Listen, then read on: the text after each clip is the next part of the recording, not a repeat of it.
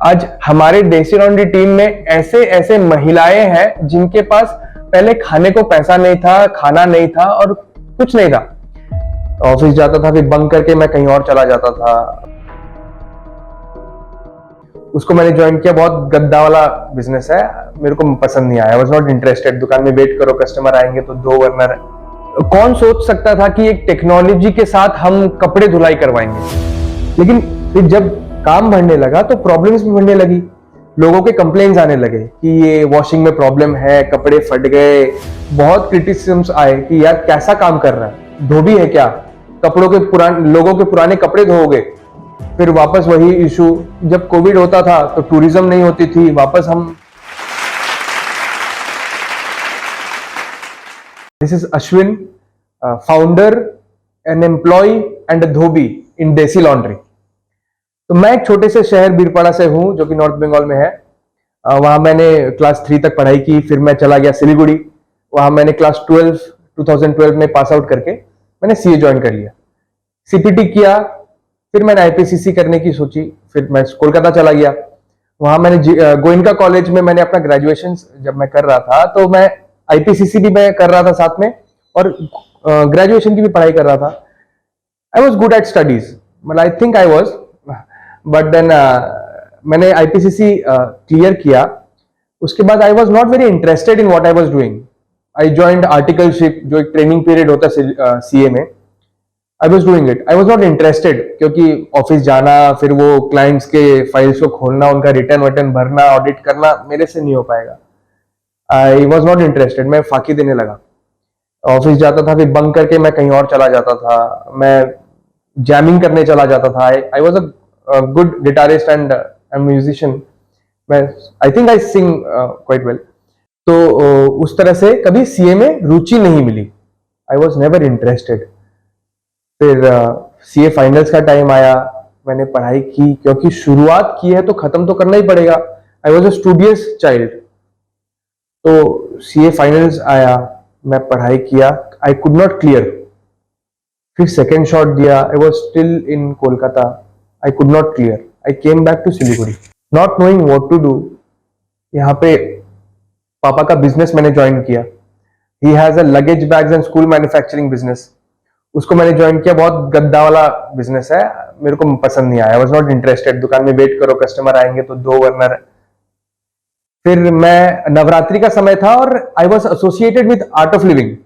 गुरुदेव श्री श्री रविशंकर जी के सानिध्य में आई वॉज वेरी मोटिवेटेड, जो बोलते थे। तो हर नवरात्रि में हम बैंगलोर आश्रम जाते थे और लाइफ वॉज ए सेलिब्रेशन। वहां हम गए सारे दोस्तों के साथ सिलीगुड़ी से। We used to hang out in cafes. तो आश्रम के बाहर बैंगलोर सिटी में कैफे में हम लोग बैठे थे। मैं, नवल बंसल, मेरा very close friend, and my current wife, and then friend Prakriti. हम तीन बैठ के कैफे में बैठ के चिट चैट कर रहे थे।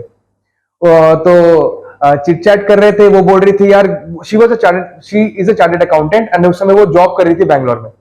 वो मतलब शी वॉज कंप्लेनिंग, घर पे बहुत सारे लोग कपड़े हैं और वॉश करना है, ये वो, ऑफिस से थके हुए रहते हैं। तो और लेकिन उस समय एक डंजो बोलकर एक ब्रांड था जो नया नया आया था मार्केट में। तो I was very motivated by the idea of Dunzo. एक हाइपर लोकल बिजनेस करता था, कहीं से कुछ भी उठा के कहीं पे भी डिलीवरी कर देता था। हमारे लिए कितना नया था और मेरे को बहुत पसंद था। और उस समय लॉन्ड्री का आइडिया आया, मतलब वो घर पे वॉश करना, और फिर Dunzo, it clicked. And it was then when Desi laundry was born.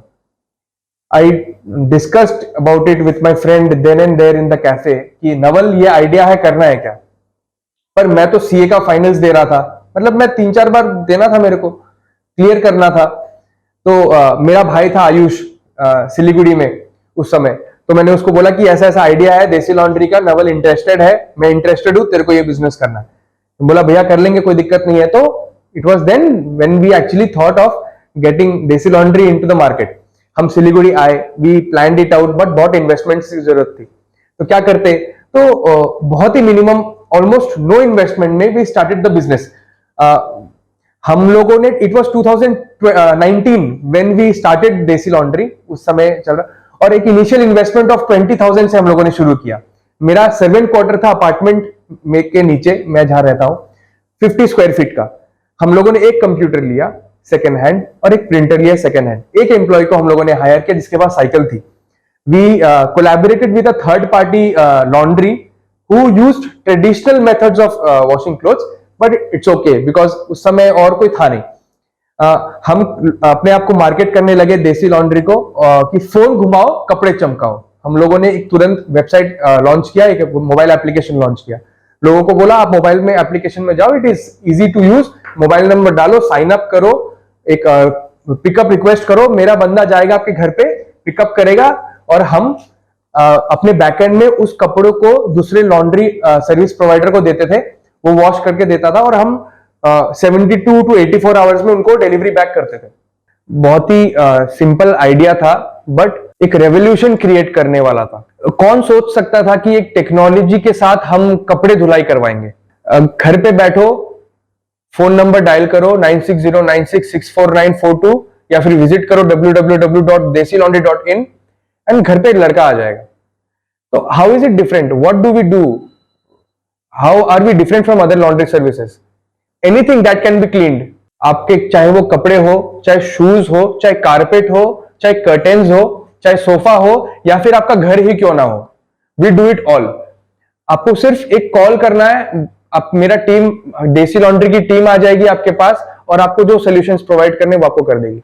मतलब इस जर्नी में ऐसे बहुत कुछ है जो मुझे मोटिवेट करते हैं, लेकिन सबसे ज्यादा मुझे जो मोटिवेट करती है मुझसे भी ज्यादा वो है मेरी टीम। आज हमारे देसी लॉन्ड्री टीम में ऐसे ऐसे महिलाएं हैं जिनके पास पहले खाने को पैसा नहीं था, खाना नहीं था और कुछ नहीं था। हमारे गांव में जहां पे हमारा वर्कशॉप है वहां वो लोग रहते हैं आसपास and they had no idea of how a laundry runs और how they had to iron their clothes और वॉश देयर क्लोथ्स। तो हम लोगों ने उनको हायर किया। आज we are feeding a family of 17 to 18 employees, leave alone the other stores, 12 stores that we have, and so many people are dependent on us and interdependent on each other. तो this is a very motivating factor. बहुत सारे बहुत times आते हैं जहां पे मुझे low feel होता है कि यार मैं क्या कर रहा हूँ लाइफ में, मैं अर्न नहीं कर पा रहा हूँ या फिर इतना कुछ है जो मुझे हैंडल करना पड़ रहा है। लेकिन जब at the end of the month when I hand over the salaries and see the smile on their face, I don't think there can be anything as motivating as that. एक team है जो customer relationship पे work करती है, एक team है जो logistics पे वर्क करती है, एक है टेक्निकल टीम जो किस तरह से हर कपड़ों को मैनेज किया जाए, वॉशिंग किया जाए। लेकिन इस पूरे टीम और डिविजन्स होने के बावजूद भी me as a founder I have to stay put in every decisions और every actions that is operating in the business. कभी कभी मैं भी कस्टमर्स को फोन लगा लेता हूँ रैंडमली किसी को भी कि सर क्या खबर है, मैं देसी लॉन्ड्री का फाउंडर बोल रहा हूँ, कैसा लग रहा है, आप सर्विस कैसा यूज कर रहे हो। तो ऐसा करने से क्या होगा मुझे नहीं पता, पर ये जरूर होगा कि मेरा उनके साथ एक लॉन्ग टर्म बॉन्ड बन जाएगा, मेरे ब्रांड के साथ उनका एक लॉन्ग टर्म बॉन्ड बनेगा। चाहे वो 30 रुपए का या 50 रुपए का ही बिलिंग क्यों नहीं करवा रहे हो, आज वो मेरा एम्बेसडर बन गया। मतलब he will definitely go tomorrow to some other person and say कि देसी लॉन्ड्री से मैं कपड़े वॉश कराता हूं यार, उनके डिसीजन मेकर के साथ भी मेरा अच्छा कॉन्टैक्ट। तो this is how I think I am running my business and that this is how I motivate my team to do their job. हम लोगों ने सर्विसेज पिकअप करने हम लोगों ने शुरू कर दिया पिकअप करना, वॉश करते थे, देते थे और इस तरह से अच्छे रिस्पॉन्स मिलने लगी। लेकिन फिर जब काम बढ़ने लगा तो प्रॉब्लम्स भी बढ़ने लगी, लोगों के कंप्लेन्स आने लगे कि ये वॉशिंग में प्रॉब्लम है, कपड़े फट गए, दूसरे कपड़ों के कलर हमारे कपड़ों में चढ़ गए, आप टाइम पे डिलीवरी नहीं दे रहे हो, इतना महंगा क्यों है। तो एक के बाद एक और रीइंबर्स करते करते हम परेशान हो गए थे। फिर हम लोगों ने तब सोचा कि यार ये सारे इश्यूज इसीलिए हो रहे हैं क्योंकि हम खुद से प्रोसेस नहीं कर रहे, कंट्रोल हमारे हाथ में नहीं है, हम थर्ड पार्टी सर्विस प्रोवाइडर को देते थे।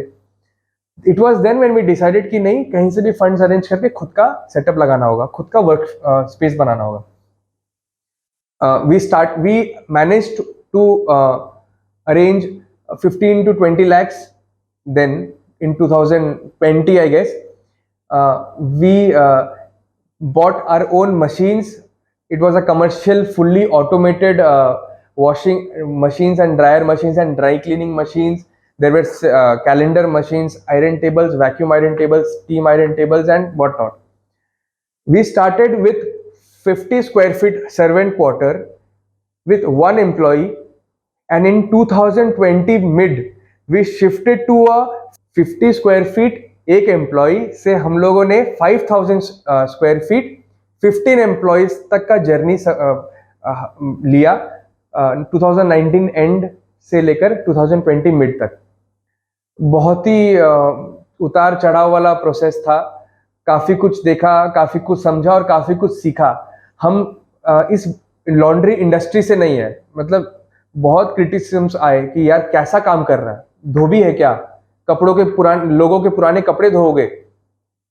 But still I think I could not have a better idea to work on, a better idea to have a business with.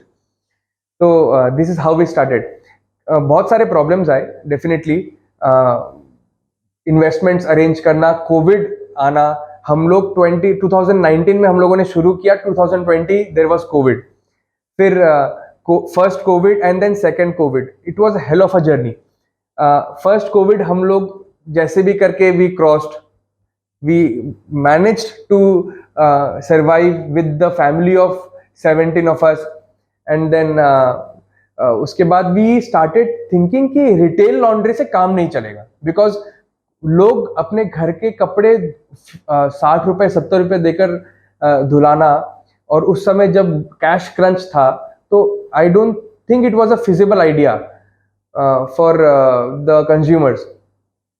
Then we thought क्यों ना हम होटल इंडस्ट्री में घुसे, and why not give services to hotels जिनका daily basis पे काफी अच्छा turnover आता है। And Siliguri being a hub of tourism, junction to the entire north east India, क्योंकि सिलीगुड़ी एक नॉर्थ ईस्ट इंडिया का बहुत ही बड़ा हब है टूरिज्म को लेकर, होटल्स बहुत अच्छा बिजनेस दे सकता था। होटल्स है, स्कूल्स है, पीजीज है, हॉस्पिटल्स है, तो इन सब के साथ हम लोगों ने कोशिश किया टाई अप करने का। काफ़ी होटल्स के साथ हम लोगों ने टाई अप किया, और डेली बेसिस पे हम लोग कपड़े लाते थे, 24 आवर्स में डिलीवरी भी देते थे। फिर हिट किया सेकेंड कोविड, फिर वापस वही इशू। जब कोविड होता था तो टूरिज्म नहीं होती थी, वापस तो फिर हम लोगों ने सोचा कि होम पिकअप एंड डिलीवरी तो कर रहे हैं, होटल्स को सर्विस भी दे रहे हैं, लेकिन बिजनेस नहीं आ रहा है और बहुत ज्यादा फिक्स्ड एक्सपेंडिचर हम लोग इनकर कर रहे हैं। तो वी स्टार्टेड कि हम क्यों ना रिटेल आउटलेट्स ओपन करें, पूरे नॉर्थ बंगाल को कैटर करते हैं, हर एक एरिया में 2 किलोमीटर्स के रेडियस में एक एक स्टोर ओपन करते हैं। तो it was then when we actually started opening our own stores, a collection point, जहाँ पे लोग फिजिकली आके अपने कपड़े दे सकते थे और हमारा ब्रांड बिल्डिंग भी हो, हमारा प्रेजेंस भी फील हो। तो उसके बाद till now we have 12 outlets, 12 collection points in the entire north Bengal, and this is how we managed through all the ups and downs in the journey of Desi Laundry. तो अभी currently we have 12 stores, लेकिन we have a plan, we have an enormous investment plans. हमें अपना live laundry भी करना है और collection points भी करने हैं। तो वी आर, अभी बातें चल रही है, प्लानिंग चल रही है, and we are planning to set up at least 30 stores in the coming 6 months।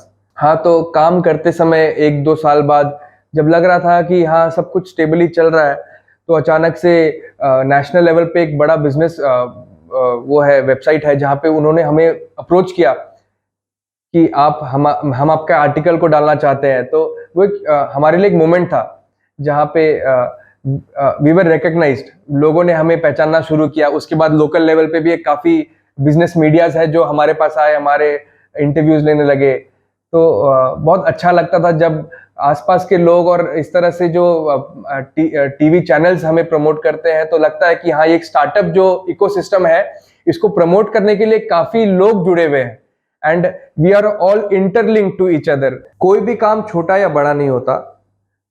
मैं भी एक बिजनेस कम्युनिटी से हूँ जहाँ पे लोग मैन्युफैक्चरिंग और बड़े बड़े इंपोर्ट एंड ट्रेडिंग का काम करते हैं, लेकिन I happen to stumble on Desi Laundry, a dhobi business, which is a very unorganized sector in the Indian economy. But we are thriving, we are working, and we are working hard every day. And there is no looking back. तो आपके साथ अगर कोई भी idea click करे, immediately act on it, make a logo, open a website and just jump into it. पानी में घुसोगे नहीं तो स्विमिंग नहीं कर पाओगे, है ना। तो all the best and wish you all the best and phone घुमाओ, कपड़े चमकाओ।